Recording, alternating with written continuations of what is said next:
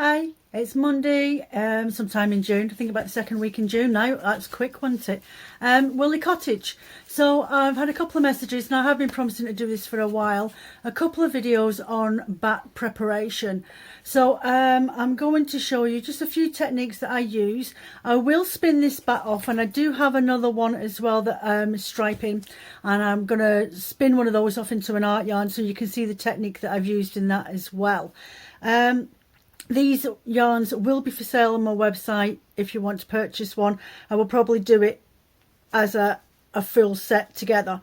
So first off, I'm going to show you this one. It's just a little mini batt. I think it's 50 grams. So I've got that one as well. And then there's these larger, almost like gradient batts that I've got here. One slightly different from the other, but still the similar colour theme. So that's Manx Lohan that I've got in there with some Corriedale and some Merino. And the same with this one here. It's just a lighter version of that one on the set. Just roll it up for you. I know. So there we go. And that one in there as well. So I'm going to show you how to prep to create a type of fractal batt. If you've got a gradient batt, so like my Shepherd's Delight, where it goes from purples and then gently goes into like a really hint of deep blues, then into the pinks, the oranges and yellows, sort of gradient colourway.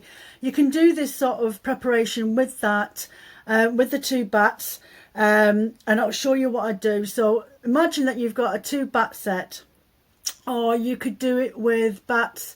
It's like you've got 100 grams of one batt that's mostly blues and whites going into a gradient, and then you've got another batt that's maybe all blues with hints of other colours in there. Then those two will go really nicely together, and you can do the same preparation for those to create a gradient spin or a fractal spin with a gradient batt, using 2 different batts from 2 different colour sets, and come up with something really, really pretty, with something that's just been sat there waiting for you. Not quite enough for you to create a project on its own, but when you get the 2 put together, it'll turn out absolutely perfect. So that's what I'm going to do. So I'm going to tilt the camera down so you can see what I'm doing. Okay, I hope you enjoy this video. I really, really would appreciate it if you just give us a thumbs up at the end of this video, and subscribe for alerts, and any other content that you'd like me to video and record later on, then let me know. There will be a spinning section at the end of this, and I will do part 2 later on during the week. So when you get your batt, you'll take it out of the pack. This is just a little 50 gram batt, so it's quite it's a bit small. So you've got 2 variations of what you can do with this. So what I'll do is I'll just flip it over, and I shall tear it in half. Because it's been carded, all the fibres go in the same direction, so it's easy enough to separate them. So what I can advise you to do is literally just do your stripping method. So literally just pull your sections roughly the same amount of distance apart. That's probably about 1.5 inches. And then you just put that to one side, and then another one, and just do that all the way along your batt. Try and separate that out a little bit more. Put that to one side, and then one more along this way, and then from that you can draft your little sections, especially if you just want to make sure that you can just pick up and go as you go along. And then what I always do is I just wrap around my hand, pinch it through, and I've created a little nest. And I would do that with all these sections along here. Draft it out a bit more, a bit more, a bit more, and then create a little nest. So that's just a good way if you're out and about with your little drop spindle and you want a little nest just to sit there while you're on the beach and the kids are playing, and you want to do your own little thing with your little Turkish spindle. This is absolutely perfect for doing that. There we go. Or if you're in the car and you don't want to take a gigantic batt with you, and all my batts come in their organza bags, so I mean it's easy enough to just pop half your batt already prepped and ready for your journey in the car. So there we go. So one more. So out of that, there's probably about 25 grams of fibre there, and I've created 6 little mini nests just by stripping it into sections, about 1.5 inches is all you need for that. Now this one, this is what I call the elbow join. So this, what you'll end up creating is it was a zigzag. And this is a technique that a lot of spinners will create. So you literally just tear your section right up, and there's like a join. Can you see that here? Just a join there.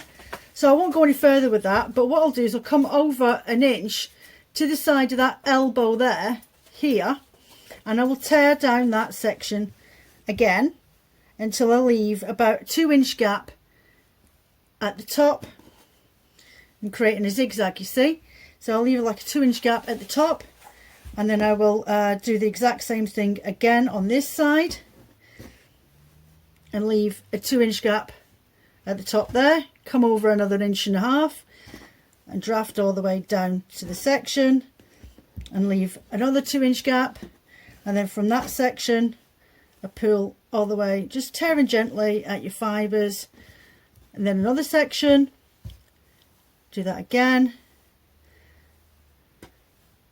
so another section, and then one more time up to the elbow. So there's the elbow section there, you see that? So each section has a little elbow, and that what I would do is create your own roving. So in retrospect, that's what you're doing. So you hold onto your elbow section there, draft out a little bit, hold onto your elbow section there and just draft out, draft out, draft out, and again, and again, all the way through, making sure that those elbows are kept in place, and all you're doing is pinching from that elbow section there, hold your fibres in place, and then just braid it.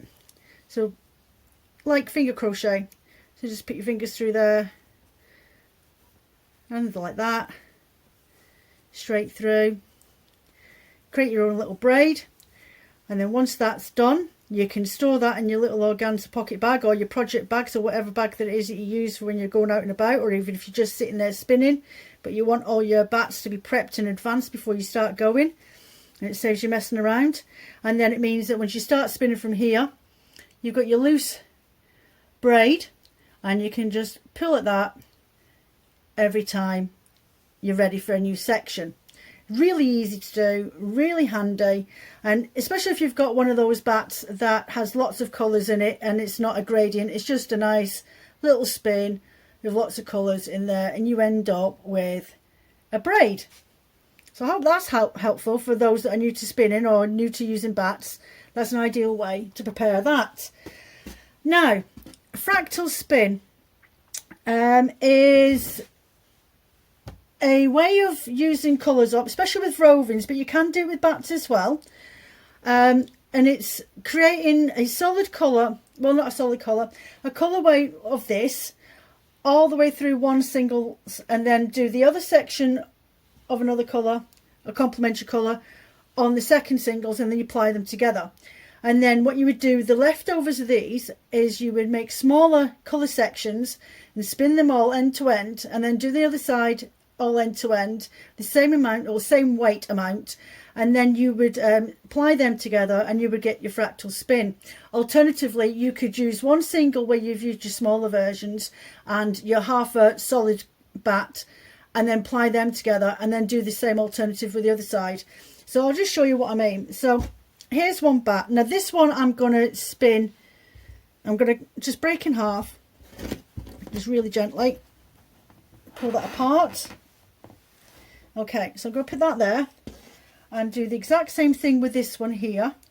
Just fold that over lengthways, just give it a quick gentle roll, and I'm going to pull that one apart. Okay, so what I'm going to do with these is I'm going to get my jumbo knitting needle. So this is about, I think, size 12 knitting needle. I've lost the end of it, as always. And then what I want to do is just roll that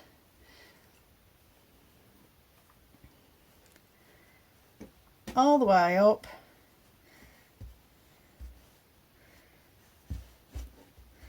okay, and oh, lost my knitting needle, and then you can spin straight from the end of that one. So that was the darker version of this gradient batt. So I'd spin that one, and then the same with this one here. This is the lighter version of this gradient batt. So I'd do the exact same thing, just roll it up into a big roll log, not a roll lag, a big roll log, and then spin from that as well. Okay, and then you'll end up with the colourways all the way through it. Or you can roll it so your fibres are all following the gradient like you would do if you were making a roll lag on a blending board, and just roll your batt all the way up. I mean, you don't need to use your knitting needle to do this, but it's just gives you an idea of what it is I mean. And then I would just spin that from the end, and then with this one I would spin that from the end as well, so that when you're applying them both together you'll end up with the two colours going through to there. Alternatively, you could, if you wanted to, I mean, there's no rules and regulations as to how you can do it, you could spin them that way. So you could spin this one from this brown end, this one from the green end to end on both sides, and then ply them together, and then you've got contrasting colourway. But if you did it alternatively this way, then by the time you get to... So yeah, if I... Sorry about that, I just had an interruption of somebody at the back door. If I was to spin this off this way, which I think will look really pretty, it means that you'll end up with a gradient colour all the way through your yarn, from top through to green, into brown and green, and then into the brown and the Manx Lohan in the bottom. Which means if you were to use that as a shawl knitting, it means you'll have your colour right at the very point and going all the way up into a gradient of the solid colour at the top of it, which I think would be absolutely gorgeous. And I actually might spin them off, ply them off like that. Alternatively, you can do it as a fractal. So as I say, you can do it as a spin to spin. So you could... I'll put them to one side. So the next alternative is to get your other halves, your complementary other batts. So as I say, if you were to use like a darker version of this green with a darker brown, I've just gone with what I had spare. I've gone for a lighter green on this one. So you can see the green going through a little bit of green in the brown, and then the same again there. And this one, I've just added in a little bit of extra darker green to just show a comparison. But if you could use, if you had, I'm just talking for talking's sake, the green and this lighter brown, and then a green and a darker brown, or even a white on there, then you could do the exact same thing as what I'm doing now, and you'll see more diverse effect.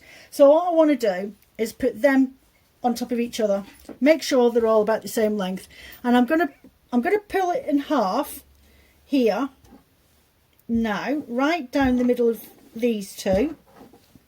Sorry, my jumbo knitting needle's in the way, as it always is. So I'm just going to pull them two apart, and now I can pull this apart again in half, and then I'm going to pull these two apart in half again, like that. Put them there, and pull these two apart here in exactly the same thickness as the others. So it's about 1.5 inches to 2 inches in thickness there. And do the same with this one here. So I'm going to split this right down the middle on this one, right in between the two different variations of the green. Do that. Just turn that around so it's easier on this side. And I'm going to split that right down the middle to get these two. Oh, okay, so stick them down there, and do the same again on this side. Spin it around this way, it's easier, and pull them apart. So there we go. So there we've got a few different sections all in there. So you could do the exact same thing with this. Now what I was thinking was you could do, just pull off a little section of that one and a little section of that one, and leave that together. So that's one, and then do the same here on this one. So you've got call it 3/4, and then a quarter down the bottom, 3/4 and a quarter down the bottom, 3/4, oh, and a quarter down the bottom, and again.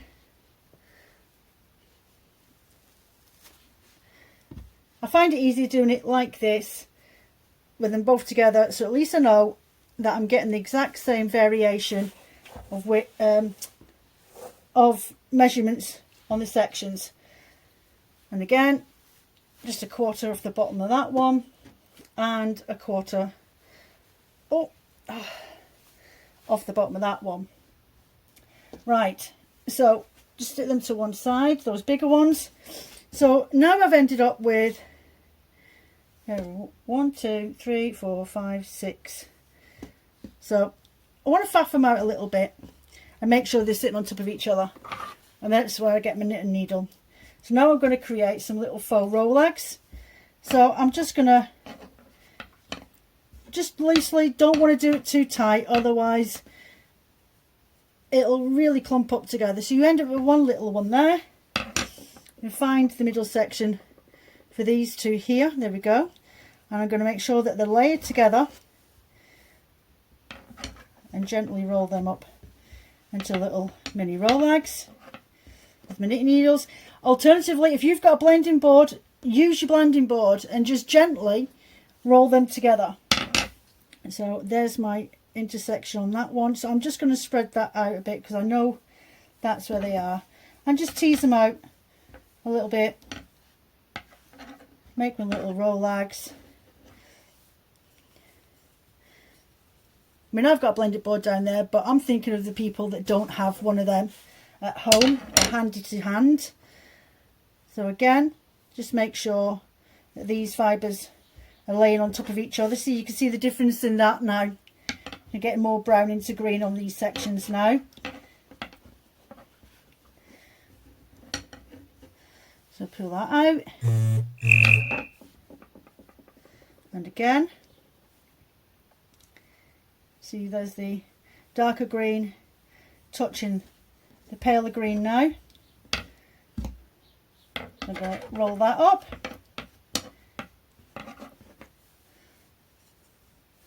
Put that there.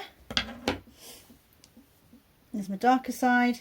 Make sure that they are lying slightly on top of each other so that when you're spinning them, they don't fall apart. Now, this is not to say that while you're spinning it, you don't end up with some of this colour, that's the darker colour on here, feeding through the green at the top. Just break it off and then start on your top layer so it all comes out properly and neat and tidy as a fractal. But this is just to give you an idea of what the potential is with a Batt and what you can actually achieve. So there's my darker shade there and my lighter shade there. So I'm just going to roll that up. There we go. And then the darker shade.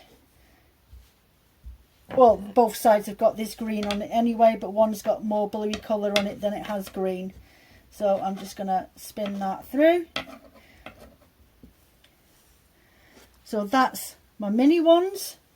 I stick them to one side, and I'm going to repeat the exact same thing again with these. So I'm just going to quickly roll them through. You just want to roll it enough that it's going to actually stay together. So I know that that's in there, so I'm just going to fold that out a little bit. So there's my darker version and my lighter version, and they're both folded on top of each other, and roll them through. You can do this with any gradient Batt. As I say, have a look through your stash. If you've got a gradient Batt that's all greens, and you've got a gradient Batt that's, say, I don't know, all monotone from black into grey, that would look absolutely perfect as a combination. And you can do that gradient, this gradient, so you start with both your lighter colours lay on top of each other and your darker colours lay on top of each other, and instead of splitting them through the middle, roll them over on top of themselves, like you saw me do with these big ones.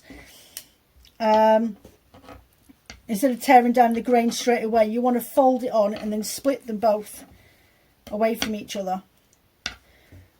There we go. So just spin that out.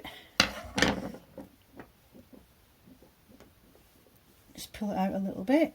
Make sure it's folded on top of each other so that when you spin it, it's not going to fall apart in your hands. And again,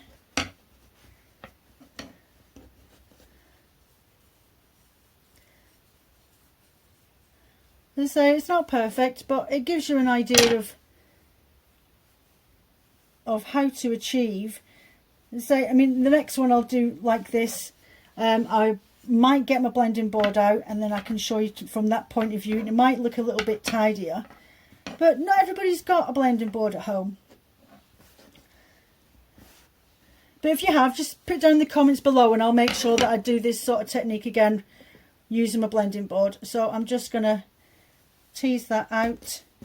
The colours are starting to meld into each other now on these sections.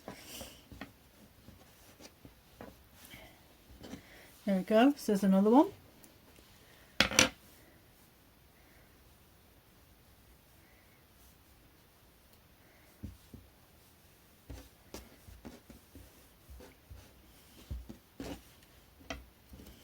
Another section.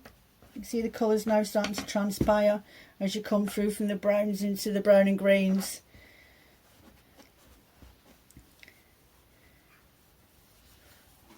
See brown into green there. This one's now a hint of brown going into a green.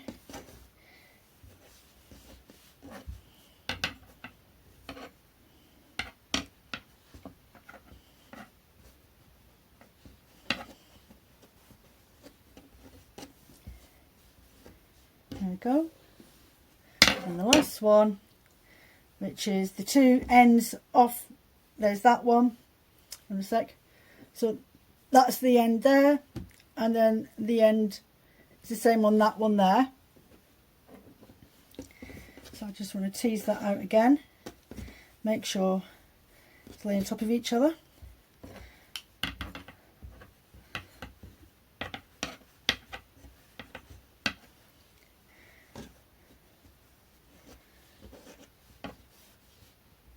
Okay.